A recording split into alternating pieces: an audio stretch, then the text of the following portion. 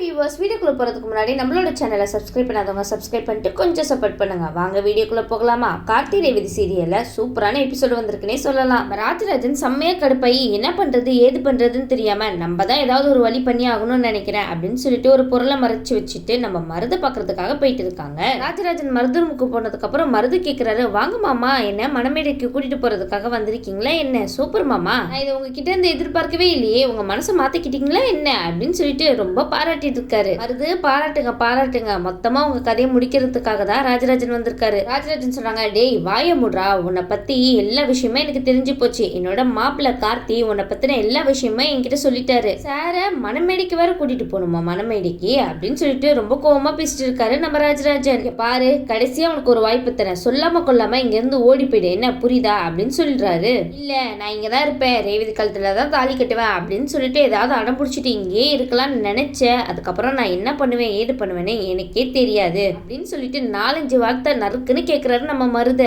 சொல்றாரு, என்னமாமா நீங்க இப்படி பேசிட்டு இருக்கீங்க? நான் மாப்பிள்ளையாக போறேன் இன்னும் கொஞ்ச நேரத்துல, என்ன வாழ்த்துவீங்கன்னு பார்த்தா இப்படி கழுவி கொட்டிட்டு இருக்கீங்களே, நியாயமா இருக்க மாமா? சொல்லுங்க நீங்களே, இதெல்லாம் சரியா நீங்க பண்றதுலாம் எனக்கு ரொம்ப மனசு கஷ்டமா இருக்கு. சரி விடுங்க, ஏதோ இதையே உங்களோட விஷயம் நான் எடுத்துக்கிறேன், என்ன சூப்பர்ல அப்படின்னு சொல்லிக்கிட்டு தன்னை தனியே விஷ் பண்ணிக்கிறாருப்பா. சரி வாங்க மாமா, கீழே போல, முகூர்த்தத்துக்கு டைம் ஆயிடுச்சுல, உங்க பொண்ணு ரேவதி கழுத்துல நான் தாலி கட்ட வேணாமா என்ன? நேர காலம்லாம் ரொம்ப அவசியமாமா, வாங்க வாங்க, டைம் வேஸ்ட் பண்ணாதீங்க அப்படின்னு சொல்லிட்டு அழைக்க ராஜராஜன் ரொம்ப டென்ஷன் ஆகி, நீ சொன்னா கேட்கிற ஆள் இல்ல போலையே அப்படின்னு சொல்லிட்டு, நாளாதாண்டா இந்த இடத்துல இந்த மாதிரிலாம் நடந்துட்டு இருக்கு, இதுக்கெல்லாம் முழு காரணமே நீதான் அப்படின்னு சொல்லிட்டு அவர் மறைச்சு வச்சிருந்த பொருளை எடுக்கிறாரு.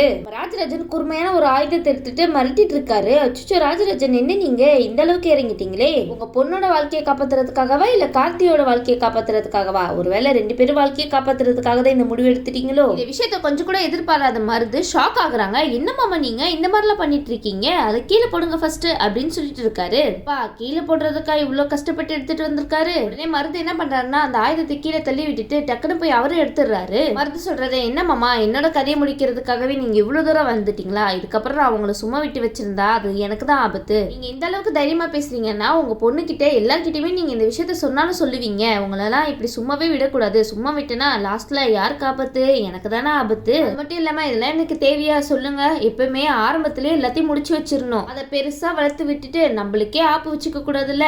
மருது என்ன பண்றாருன்னா அந்த கூர்மையான ஆயுதத்தை வச்சு நம்ம ராஜராஜனே தாக்கிடுறாருப்பா. இந்த மருத பாத்தீங்களா, இங்க சுத்தி அங்க சுத்தி லாஸ்ட்ல நம்ம ராஜராஜன் கதையே முடிக்க போறாரு. கரெக்டா ராஜராஜன் அந்த இடத்துல கீழே இல்ல, இந்த பக்கம் நம்ம ஈஸ்வரியும் சந்திரகலாம் தான் பேசிட்டு இருக்காங்க. என்னக்கா, மாப்பிள்ளைய கூட்டிட்டு வரேன்னு சொல்லிட்டு போன மாமா இன்னும் வரவே இல்லையே அப்படின்னு சொல்லி கேட்க, அதுக்கு ஈஸ்வரி சொல்றாங்க, வெயிட் பண்ணு சந்திரா, கூப்பிட தானே போயிருக்காங்க, கூட்டிட்டு வருவாங்க, கொஞ்ச நேரம் வெயிட் பண்ண என்ன ஆயிட போற நீனு அப்படின்னு சொல்லி கேட்க, உடனே வந்து சந்திரா சொல்றாங்க, ஆமாக்கா இந்த விஷயத்த நம்ம யோசிக்கவே இல்லையே, ஆமாக்கு கொஞ்சம் கூட நம்ம மருது மாப்பிள்ளையே பிடிக்கவே பிடிக்காது, அவரா போய் கூட்டிட்டு வர போறாரு, வாக்கா பேசாம நம்ம 2 பேருமே போய் கூப்பிட்டுட்டு வரலாம் அப்படின்னு சொல்லிட்டு 2 பேருமே மேலே போய் மருத கூட்டிட்டு வர்றதுக்காக போயிட்டு இருக்காங்கப்பா. சீக்கிரம் போங்க ஈஸ்வரி, அங்க உங்க ஹஸ்பண்டோட வாழ்க்கையே கேள்விக்குறியா இருக்கு, உங்க ஹஸ்பண்டோட கதையே முடிச்சுட்டாரு, போய் சீக்கிரமா காப்பாத்துங்க எப்படியாவது. நம்ம ஈஸ்வரியும் சந்திராவும் மருதோட ரூமை நோக்கி தான் வந்துட்டு இருக்காங்க. இந்த பக்கம் மருது நினைச்சிட்டு இருக்காங்க, சரி இப்போதைக்கு இவரை வெளியே கொண்டு போனா கண்டிப்பா மாட்டிப்போம், அதே சமயத்துல இந்த ரூம்ல மறைச்சு வச்சாலும் வேலைக்கு ஆகாது அப்படின்னு சொல்லிட்டு மருது என்ன பண்றாருன்னா பிரியான்ற பொண்ண கார்த்தி ஒரு வண்டியில வச்சு கூட்டிட்டு வந்துட்டு இருக்காரு. கார்த்தி வண்டியை ஃபாலோ பண்ணிட்டு தான் இன்னொரு வண்டியும் வந்துட்டு இருக்கு. அந்த வண்டியை ஓட்டுறது வேற யாரும் இல்ல, மருதோட அசிஸ்டன்ட் தான். கார்த்தி வண்டியை ஃபாலோ பண்ணிட்டு இருக்கறனால டக்குன்னு லெஃப்ட்ல கட் பண்ணி அப்படியே வேற பக்கமா போயிட்டு இருக்காங்க.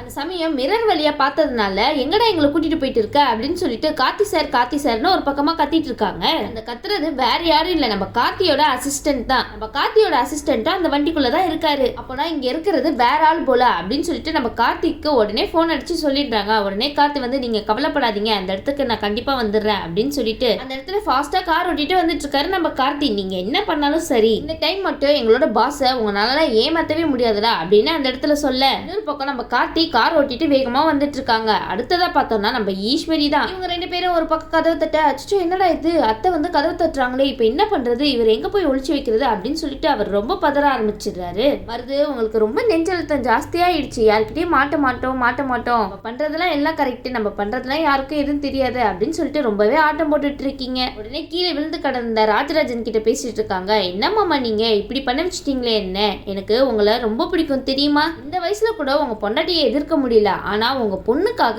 என்னென்ன விஷயம்லாம் பண்ணிட்டு இருக்கீங்கல்ல, உங்களை பார்த்தா எனக்கு ரொம்ப பெருமையா இருக்கு மாமா, இனிமே உங்களை மாதிரி தான் நானும் தைரியமா இருக்கணும்னு முடிவே பண்ணிட்டேன் அப்படின்னு சொல்லிட்டு இருக்காரு. இந்த பக்கமா நம்ம ஈஸ்வரியும் சந்திரகலாவும் கதவை தட்ட, மாப்பிள்ள என்ன பண்ணிட்டு இருக்கீங்க, ரெடியா, முகூர்த்தத்துக்கு டைம் ஆயிடுச்சு, இன்னும் கீழே வரமா, அப்படி என்னதான் பண்ணிட்டு இருக்கீங்க, சீக்கிரம் கதவை திறங்க மாப்பிள்ள அப்படின்னு சொல்லிட்டு இவங்க 2 பேரும் கதவை தட்ட மருதுக்கு சாமுண்டீஸ்வரி மேல கொஞ்சம் பயம் இருக்கதாப்பா செய்யுது. ஐயோ இவங்க கையில மட்டும் மாட்டினோம்னா அவ்வளவுதானே, உண்டில்லன்னு ஆக்கிடுவாங்களே, இப்ப என்னடா பண்றது, கதவை திறக்கலன்னா பெரிய பிரச்சனை ஆயிடுமே, மாட்டிப்பேனே, கதவை திறந்தாலும் பிரச்சனை, கதவை திறக்காட்டி பிரச்சனை, என்னடா பண்றது இவரை அப்படின்னு சொல்லிட்டு ரொம்ப பயத்திலே இருக்காரு நம்ம ஈஸ்வரி மேல மருது. இந்த பக்கம் நம்ம மயில் வாங்கணும் ராஜராஜன் என்னடா இவ்வளவு நேரமா காணாமே அப்படின்னு சொல்லிட்டு ஒரு பக்கமா தேட ஆரம்பிச்சிடுறாங்க. ரோகிணி கிட்ட கேக்குறாங்க, ரோகிணி நீ வந்து மாமாவை பாத்தியா, அவரை ரொம்ப நேரமா ஆளை காணாமே அப்படின்னு சொல்லி கேட்க, இல்லங்க அவரு ரொம்ப சோகமா போயிட்டு இருந்தாரு, ஆனா எங்க போனாருன்னு தெரியலையே அப்படின்னு சொல்லிட்டு இருக்கும் போது எனக்கு தெரிஞ்சு மருது கிட்ட சத்தம் போட்டு பேசிட்டு இருக்கும் போது அவன் ஏதாவது அடிச்சு கிடிச்சு போட்டிருக்க போறான், எனக்கு ரொம்ப பயமா இருக்கு, வா நம்ம 2 பேரும் போய் பார்த்துட்டு வந்துடலாம், சுவாதி நீ ஒரு பக்கம் தேடு சரியா அப்படின்னு சொல்லிட்டு நம்ம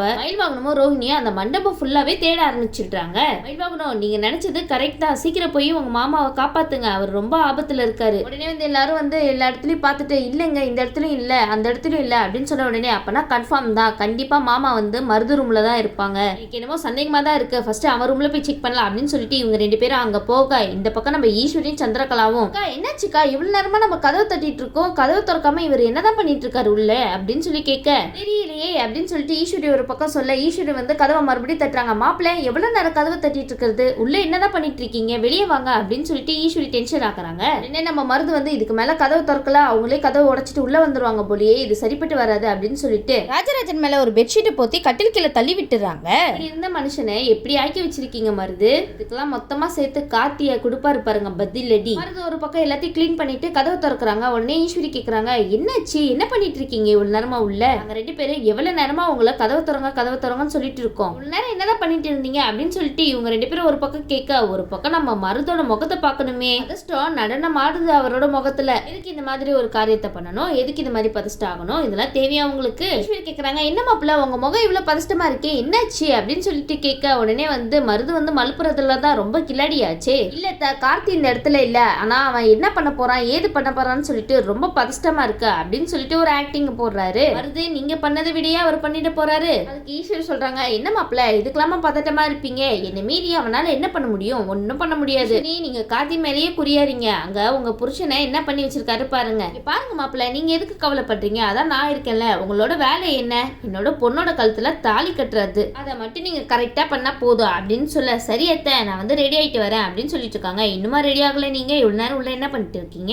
அப்படின்னு சொல்லிட்டு சந்திரா ஒரு பக்கம் கேட்க, இல்ல இதை பத்தியே யோசிச்சுட்டு இருந்தேன்னா அதனால நான் இன்னும் ரெடி ஆகல, நான் ரெடி ஆயிட்டு வந்துடுறேன் நீங்க போங்க அப்படின்னு சொல்லிட்டு கீழே அனுப்பி வச்சிடறாருப்பா. இந்த பக்கம் நம்ம ராஜராஜன் வந்து நம்ம ஈஸ்வரி காலை பிடிக்கலாம் அப்படின்னு சொல்லிட்டு கீழே இருந்து அப்படியே பிடிக்க வராங்க. உடனே மருது அதை பார்த்துட்டு மறுபடியும் அவங்க கையை மிதிச்சு உள்ள தள்ளி விட்டுறாங்கப்பா. அடிச்சா இந்த இடத்துல மட்டும் ஈஸ்வரி இந்த சீன் எல்லாம் பார்த்தாங்கன்னா எப்படி இருந்திருக்கும், அதை வேற லெவல்ல போயிருக்குன்னு சொல்லலாம். சரின்னு சொல்லிட்டு ஈஸ்வரி வெளியே போலான்னு இருக்கும் போது அவங்க போன் கை தவறி கீழே விழுந்துருது. உடனே எடுக்க போலான்னு ஈஸ்வரி வந்து குனிறாங்க. ஆனா வந்து நம்ம மருது எடுக்க விடுவாரா, ஈஸ்வரி கீழே குனிஞ்சு பாத்துட்டாங்கன்னா எல்லாம் முடிஞ்சு போயிடுமே. உடனே மருது வந்து அத்தை என்னத்த நீங்க போய் கீழே குனிஞ்சு எடுக்கலாமா போனை, நான் எதுக்கு இருக்கேன் நான் எடுத்து தரேன் அப்படின்னு சொல்லிட்டு போன் எடுத்து கொடுக்குறாரு. உடனே ஈஸ்வரி இந்த இடத்துல பெருமையா நினைச்சுப்பாங்களே மருது பத்தியா என்னோட மாப்பிள்ள கீழே கூட குடிய விடாம பாத்துக்கிறாரு, அப்பனா என் பொண்ணை இப்படி பாத்துப்பாரு அப்படின்னு சொல்லிட்டு பெருமையா பேசிட்டு இருக்காங்க. என்ன ஈஸ்வரி நீங்க அவரோட மருமகம் உங்களுக்கு தெரியாம போயிடுச்சு. உடனே ராஜராஜன் வந்து மனசுல நினைக்கிறாங்க, ஈஸ்வரி என்ன தயவு செய்து பாரு ஈஸ்வரி, எனக்கு என்ன ஆனாலும் பரவாயில்ல நம்ம பொண்ணோட வாழ்க்கை வீணாயிடக்கூடாது, சீக்கிரமா என்ன பாரு ஈஸ்வரி அப்படின்னு சொல்லிட்டு அவர் மனசுக்குள்ளேயே வேதனைப்பட்டு இருக்காருப்பா அந்த மனுஷன். உடனே நம்ம ஈஸ்வரிக்கு ஒரு டவுட் வருது, இந்த ரூம்ல ஏதோ வித்தியாசமா இருக்கிற மாதிரி இருக்கே அப்படின்னு சொல்லிட்டு கீழே இருக்கிற பெட்ஷீட்டை எடுத்து பாக்குறாங்க. அப்ப கீழே கரையா இருக்கும் போது என்னது மாப்பிள்ளை இது அப்படின்னு சொல்லி கேட்க, இதை பார்க்க வித்தியாசமா இருக்கே அப்படின்னு சொல்லிட்டு அவங்க ஒரு பக்கம் கேட்டுட்டு இருக்கா. மயில் வாகனம் வந்து வேகமா வர்றாருப்பா,